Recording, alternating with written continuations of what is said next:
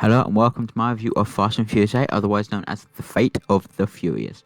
Now, don't get me wrong, I genuinely do enjoy this one, and watching it, I do think that this one is for me, where this one lands, for me, the hardest ones to put on the list will be this and Fast and Furious 09, because they're both really good, but they're also both quite weak. And as much as this one has a lot more action and pizzazz and style, that one also has this feel, to me personally, of this 4 and 5 for me have this just almost nostalgic vibe from when I was younger in that era, sort of. I don't know what it is. Whereas this one, I remember the trailers coming out. I remember having the trailer song on my phone. I remember going to see it in the cinema and thinking, it's fun. It's fun. Before we start out though, I do want to make one big point that the best part of this movie that may tip it over Fast and Furious is without a doubt Cypher. Now, from the get-go, it doesn't seem like it's the best thing to point out, but if you ask me, I think Cypher's the best villain this series has had, and that's because this series does its best when it's not a villain like the first one, or to an extent the third one as well, which is why obviously the third one's not the best, but the third one did. That's why it works better when it's not a big bad, and that's why I say people like Deckard Shaw, it didn't feel like a villain. It felt like someone just hunting down, doing what he had to do. And in 6, obviously, they put themselves in that position. Owen Shaw's not really your typical takeover world bad guy, and to be fair, Cypher is the only one like that, and Braga, but I feel like Cypher here is just played so well. Big props to Charlize Theron, who played so well and so menacing. Several scenes, actually, she's very, very good. I have to admit, it is definitely one of the best characters in the movie, one of the best parts of this movie. Because again, she just plays it so menacingly and so brilliant, and you genuinely believe that she will kill Dom's kid if Dom doesn't do these things first. She's absolutely brilliant. I can't wait to see Cypher again in Fast 9. But yeah, I just want to point out that Cypher is absolutely brilliant in this movie as a villain. It's again, there's a big plot hole, not plot hole, but thing that people. I was just reading the comments in the Hobbs and Shaw trailer, and someone mentioned it. It's the whole thing to do with Deckard Shaw in this film. He practically becomes a part of the family, even though, if you remember correctly, he actually killed Han. So it's everyone's whole Dom's all about family, but he let this guy who killed one of the family in. Well, to be fair, the thing is, even though he did kill him, technically, if you've seen the trailer for 9, technically he didn't. So basically, knowing that fact, all that's happened here is Dom has tried to kill his brother, and he tried to kill one of Dom's family. No one really died because Owen Shaw was still alive, and because you see the trailer for Fast 9, Han's still alive. No one really dies in this universe. That's just like except for poor Giselle. Just to take a moment of silence for Giselle, who is dead unless they somehow find a way to revive her in the next one, which, to be fair, I can see them doing that, and purely it's because she died in the same way that Shaw died. Only he fell out higher up, so therefore technically she should have survived that because he survived a fall from higher up. But I guess that's just not how physics work in this universe, and that whole scene is. So I do feel like that they left it open for there to be a way for her to actually return. But back to Fast 8, or Fate of the Furious as it's known everywhere. Again, the action is big and brilliant, and it's just like the one thing I point out the most is the absolute carnage scene where they're in New York and Cypher just gets every single fucking car there ever fucking is in the whole area, and and I don't care how impossible and improbable it is to control the cars. Like I said, with most of these outrageously brilliant action scenes in this series, I don't care how improbable and impossible it is. It's fucking awesome. So lay the fuck off, man. It's just brilliant, and that's what people watch movies to escape from the real world and to see such outlandish shit. Don't get me wrong, I love the slice of cinema that's very realistic, that's perfect, but the two can live in harmony. The realistic side of cinema, stuff like Parasite, Minrawi, all these series from Judas and the Black Messiah, all that lovely stuff, but also the outlandish, over-the-top, insanely crazy action and comedy films like stuff like this. That cinema can't exist without both. Without both, it can't exist with one or the other. It has to have both. The outlandish, crazy, fun shit like this, and the super serious, down-to-earth stuff like Parasite and Minrawi and Judas and the Black Messiah. I don't care if I'm pronouncing that second one wrong. But yeah, again, this is just so much fun. I mean, even from the opening scene, that scene in Cuba is quite fun. It's just brilliant to see it all. And one of the things I love about this film particularly is the story and what they do to the characters, and I think it's really well done, putting the team up against the one thing that it really can't go up against, and that's Dom himself. And I think that's really, really a brilliantly well done concept, and I'm happy that they did that, and because they said obviously after Furious 7 that they were only going to revisit the series if there was a good enough concept, and I think this concept is brilliant, and the concept of Dom's brother as well is also brilliant in this one. And no doubt John Cena's character, much like Deckard, much like most people in this series, will eventually become a member of the family, and in 10 and 11 you'll have John Cena alongside Vin Diesel, and I think those two people can get along, and it will just be mad.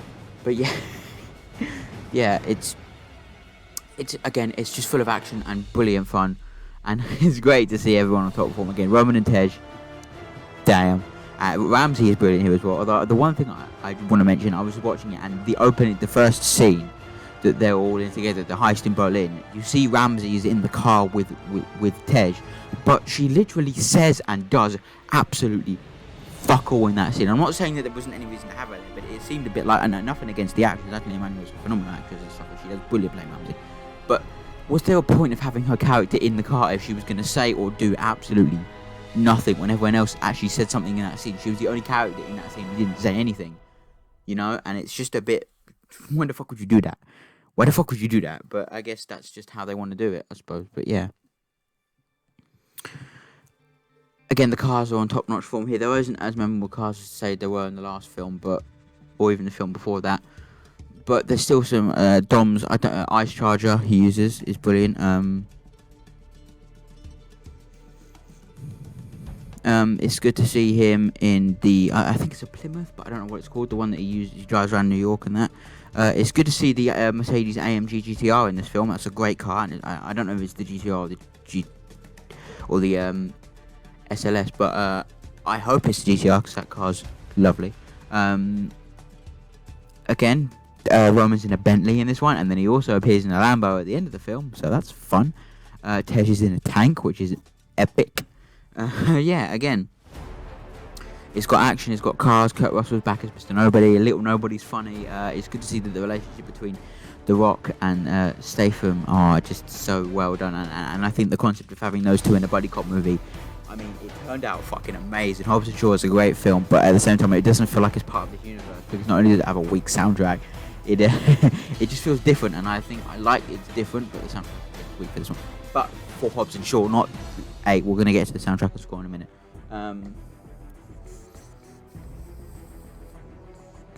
It's good to see characters like Owen Shaw make a reappearance here, and it's good to keep things up. I was just thinking that there is one character who hasn't actually come back from any of the films, and that's Leon from the first one, who is the only character from the first film to not return in any capacity, who is still alive in the universe, who's part of Dom's crew. So Leon is still... I'd like to think that Leon's still out there in the universe, seeing Dom and the gang pull off all this stuff, seeing Dom in obviously, because everyone was talking about Dom in 5, so seeing Dom pull off that and just sitting on the TV, just watching Dom and his gang do all the stuff and wanting in it. And I hope eventually they write him in. He may even be 9, I don't know. But again, it's great to see it, It is, again, that final action scene in Russia is brilliantly fun. Again, it's over-the-top action and it's brilliant. I love it. This series is my favourite go-to series, so I want to just have watching over-the-top action, brilliant fun, great characters, great dialogue, and some beautiful cars, some funny dialogue, and just a great sense of people that obviously when they make these films, they clearly have just the most fun making them. And although the high ups of Universal see them as money-making machines, I think the people who actually make them, you know, the producers and stuff, they care about making the best film possible. I mean, I was watching a thing with Vin Diesel yesterday saying that he didn't want them to make a second one because it would ruin the first one being a classic, which is true. But again, both first and second ones are classics, so that will change. But it's clear, to me at least, that Vin, the cast, the crew, they care about what they're making and they want to make it as best as possible, especially as best as possible to honour Paul, and I think they try even harder now, and that's why it's good to see them actually pushing themselves forward and being as good as they are here. But now it's time to move on to the soundtrack and score elements of this film, and obviously we have another score by Brian Tyler, another fantastically upbeat, brilliant score. Brian Tyler's a great composer, go check his stuff out. Fast and Furious, Avengers, all that stuff, brilliantly talented man. Soundtrack for this one is a bit sort of, I guess, like the fourth one. It's air, but I probably would still rather listen to the soundtrack to this than 4. I'm going on a trip soon. I downloaded all the soundtracks that are available. Unfortunately, 5 soundtrack isn't available on Spotify and things, so I might have to buy that one. Interestingly, in this country, the country I live in, the UK, the soundtrack is available to purchase on Amazon under the name Fast and Furious 5 Rio Heist, which is actually another alternate title for that film, but I still prefer the alternate title, Fast 5. But yeah, this has been my review of Fate of the Furious. Hope you guys enjoy it and have a wonderful day. And don't forget, tomorrow is the final film in the Fast and Furious franchise for this watch through, Hobbs and Shaw. If you are wondering, of the franchises I've covered, obviously there will be, when the films come out, on necessary media that I can watch them on.